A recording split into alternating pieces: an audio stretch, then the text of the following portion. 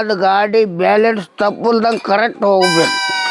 ಹಾಂ, ಈಗ ಒಂದು ಯಾವ್ರಿ ಒಬ್ಬ ಬಂದು ನನ್ನ ರಟ್ಟೆ ಕೈ ಹಾಕೊಂಡು ಹಿಡ್ಕೊಂಡು ಹೋದ್ರೆ ಅವಂಗೊಂದು ಕ್ವಾರ್ಟರ್ ದಾರು ಹೇಳ್ತೀನಿ ಕರೆ. ಅವನು ಯಾವ ಮಗನೂ ಕುಡ್ಕಡಿಸ್ಕೊಂಡು ಮಗ ಬರೋಕೆ ತಯಾರಿಲ್ಲ.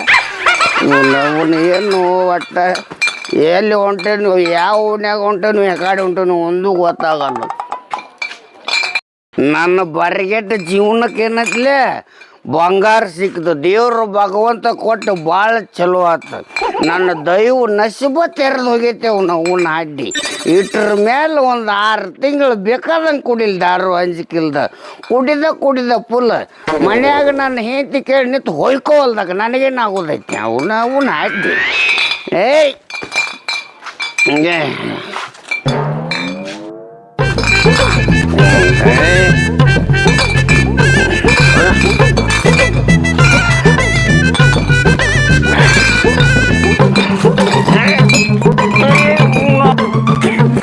ಲೇ ಮಕ್ಕಳ್ರೆ, ಮಣಗಾಕ ಮನೆಯದು ಹೋದ ಇಲ್ಲ ನಿಮಗೆ ಹಾದಿ ಮೇಲೆ ಮಣಗ್ತೀರ ನಮ್ಮ ಮಕ್ಕಳ್ರೆ.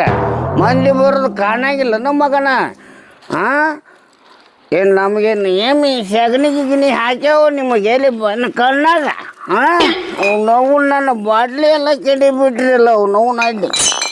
ಹಾಂ,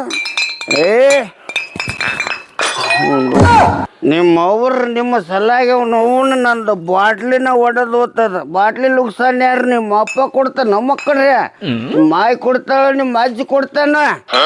ನೋವು ಅಡ್ಡಿ ಕುಡ್ದವ್ರಿಗೆ ಒಟ್ಟು ಕಿಮ್ಮತ್ತೆ ಇಲ್ಲಾಗೈತ್ರಿ ಅವು ನೋವು ಅಡ್ಡಿ. ಹೆಂಗದೇನು ಒಂದು ಇಟ್ರಿ ವಿಚಾರ ಬೇಕಲ್ಲ.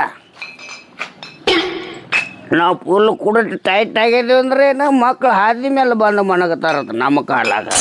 ಇವ್ವ 2 ತೊಲಿ ಬಂಗಾರ, 2 ತೊಲಿ ಬಂಗಾರ ಕೊಡಾಕ 2 ಲಕ್ಷ ರೂಪಾಯಿ ಬೇಕು.